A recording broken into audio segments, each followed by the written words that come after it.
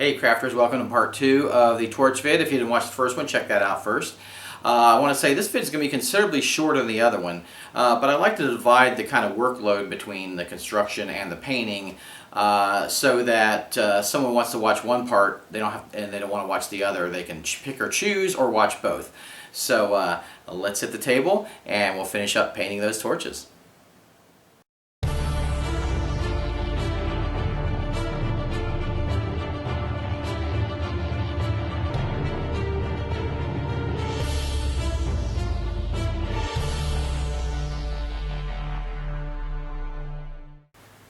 Hey guys, I got my torches here and I started painting them with yellow, and I use it very wet, wet yellow, almost watery. And now I'm going to use the orange to give a little bit more color to that, and same with the other torch. And then just a smidgen of red. And remember, you're doing this very light. You don't want to cover up the light itself. You're just trying to give the flame a little bit of color when the light's not on. Okay, there we go, looking good. Now we'll let that dry up. Now my outdoor torch here, I've got some dark brown, and I'm going to paint the torch post and then the base. Just fill in that base with the dark brown. You can really use any dark brown. I use burnt umber. There we go. Looking good, looking good. And then I got a tan here I'm going to use while it's wet and just put it on the post to give some variation of color there. Looks great. All right. Don't totally fill it in, just kind of blend it. Alright, now I'm going to use some gray and pick out the rocks. Sorry, I was out of the shot there for a sec. So that's what the rocks look like. I just used a sponge on it and just picked out those rocks. Looking really good. Now I'm going to use the same gray on my pedestal torch. Okay, and just do the stone technique. Now most of you know, basically I just kind of damp the sponge and then just dip it in the paint. Get most of the paint off and then just kind of dab it onto the surface, and you really get that nice stone texture. A lot of you have seen me do this before. Just like to include this stuff for completeness for those that haven't seen it. Can't speak there. Alright, I'm going to use a light gray now and kind of do some highlights. So I like to pick out the edges. That really gives it a nice highlight. The edges of the detail, that really helps too. And then you want to do some in the center also. You don't want to just leave it. But it really gives a nice stone texture to that cardstock. Looking nice. Yeah, nice pedestal. Alright, cool. Now I'm going to add a little bit of the light gray to my outdoor torch. Just a few dabs. Give some highlights on there. There we go. That's all there is to it. Now I've got some metallic black. And you could use regular black too. And I'm going to paint the cage around the torch that I put the cages on. So that really makes that stand out.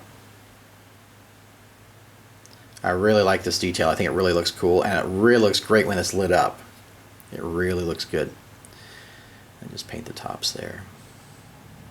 There we go. Nice. Look at that. Really looks like a torch, medieval torch.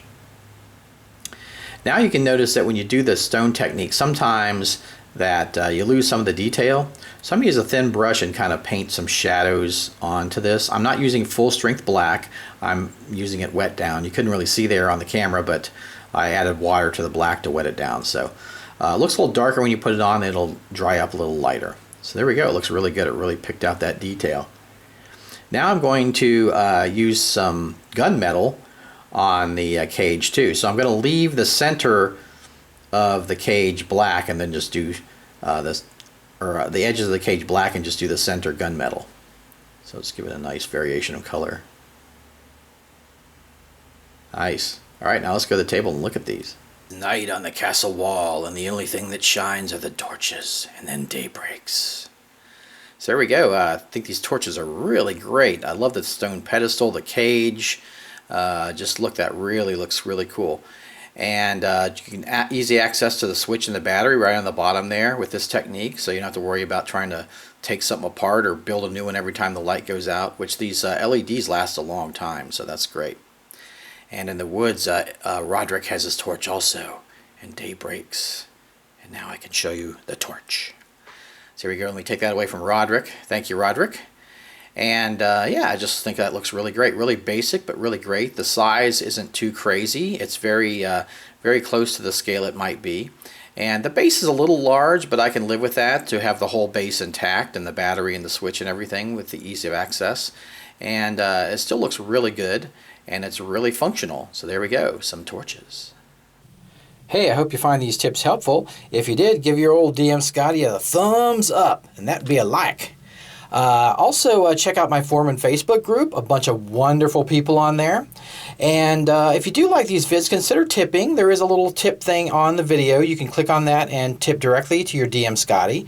And if you want to go take it further than that, you can go to Patreon and become a supporter and a member of the family.